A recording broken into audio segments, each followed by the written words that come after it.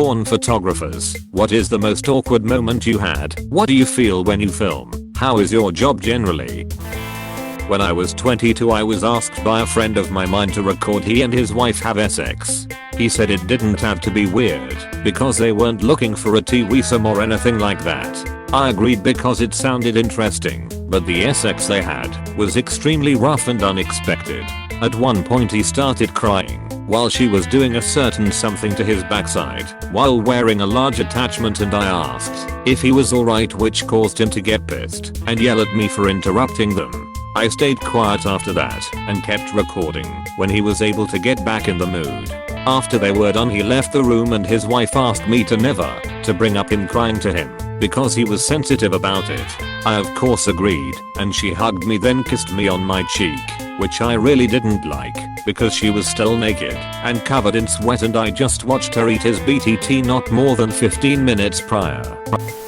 Not photographer here, but cinematographer. When I was at the beginning of my career I accepted a proposal to work on a hard movie. After the second day of filming the director approached me and told me, it's clear you are a good cinematographer. I love how you manage the skin tones and mood. Just one thing, in this industry it's not only the face that we want lit correctly. Not a photographer, but I worked for an adult company and have been on multiple gay and hetero video sets. There is more poop and blood on a PRN set than you think. Also a fair amount of vomit. I was once on set for a scene that involved faking accidental arousal. So much poop.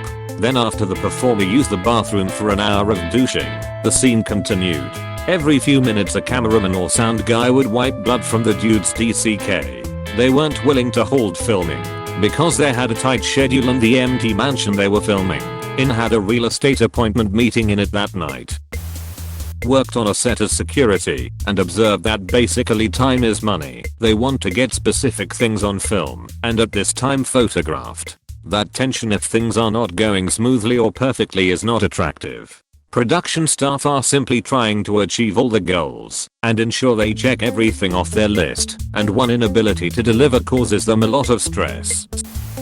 I was in AA when I was 19 and I learned that my then sponsor directed PRN. Being an ambitious young man I inquired about any job openings as an actor.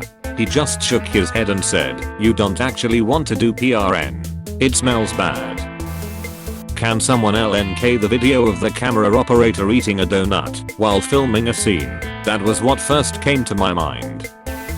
Actual pornographer here. I work for an independent studio in Los Angeles called Perv City, and I shoot pro-am scenes of my husband for our site Slut Inspection. Most awkward on a professional set was when we were shooting a normal MLF boy-girl scene, no anal, and the male talent F-injured the MLF so hard that she s-it all over the couch. I love my job. I love creating PRN. I really enjoy working with most of the people in the PRN industry. I just wish we would do a better job to get rid of the predators. I'm a photographer who has on a few occasions taken photos of PRN, usually for friends who have OnlyFans, but my story is from before I did so.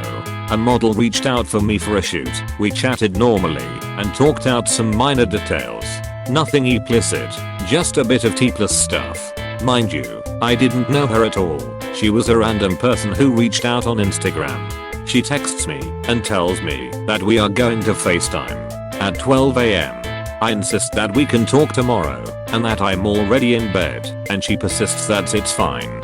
I hate FaceTiming, especially with people I don't know, especially at midnight when I'm already cozy in bed. She calls me and is in the middle of taking a piss completely nude and drunk off her ass. I was taken aback and told her we can just talk tomorrow. She gets upset and says that we need to talk now so she can show me her body and her tattoos. She says this as she's wiping up. I was super skeeved out and hung up. Needless to say, I did not feel comfortable doing a photo shoot with her and I ghosted. I've shot a lot of fetish and boudoir, and for the most part, it's like shooting anything else. My mind gets focused on light, shadows, composition, etc. rather than look.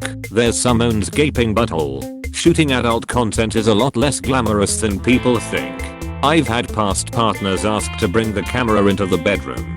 It's fun, but if you're going to get good content, it's not super sexy. There's a lot of starting and stopping to adjusting lights, set up timers, etc. I had to shoot the ugliest couple I have ever seen. Woman looked like a 6-foot ogre and man looked like a tiny Harry Potter with a soul patch. They had zero chemistry, and she kept looking at his junk and trying to make this sultry face, but it looked like she was confused and disgusted by it. They also insisted on shooting in the hot tub, but she was the exact same color as the stucco behind it. I was the model for an ACT outdoor shoot and was posing on a pretty big boulder. Felt a tickling on my ass, looking there, and there was this lizard just chilling on my BTT. Was so surprised I almost jumped off the rock. The photographer was very amused. I also learned that rock climbing naked is a lot of fun.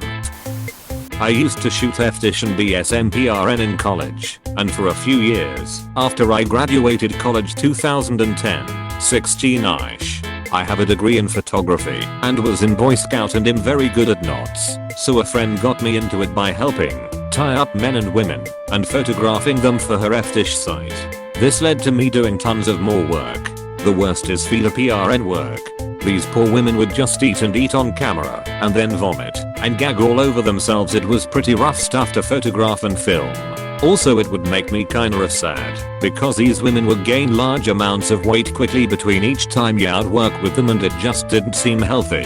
As has been said already, the worst part is the smells. Group sex scenes and the feeder scenes, the smells were enough to make you gag sometimes. Also, if you want to make decent money, you have to do both gay and straight scenes, which as a straight male at first is really odd, but you get used to it shockingly quick. The worst part is you become kinda numb to it all when you are behind the camera. Like, you will meet your model and she will be very attractive, but as soon as you're behind the camera it becomes very much so a job, and you become focused on getting a good shot and the lighting correct. The awkwardness of them being naked and masturbating or having sex in front of you disappears so quick. You sort of become numb to it all, to the point in your personal life nudity and sex doesn't affect you the same. One of the most awkward things was when models would show up with their boyfriends, who would just be like really weird and awkward in the set background.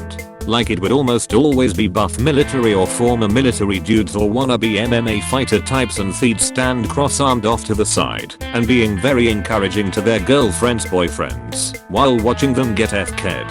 I personally just always found that odd. I understand they came, I guess, to make them feel safe, but some of the weird things they'd say would always make you scratch your head. Only got came on once and it just grazed my leg. Got squirt droplets hit me a few times. Never really got involved with the scenes other than that and tying people up. Honestly, sets were much more professional than I imagined when I was younger. Most of the PRN girls were not like crazy WOs who wanted to FCK constantly. It was literally them turning it on and off for the camera. I worked with a smaller budget company, so I never saw fluffers, and I honestly question if they really exist. It would be common to see the guys sort of just casually be jerking off between shots to keep it up, which is sort of weird. Yeah, I'd be talking to them about asserting a shot up, and they'd just be jerking it the whole time. Pay was pretty good.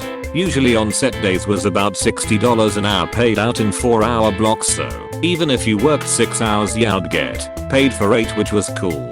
You're an independent contractor freelance, even if you tend to just work for one company. I'm mostly out of that world now, with the occasional shooting for some girls who I've stayed in contact with to shoot for their OnlyFans pages.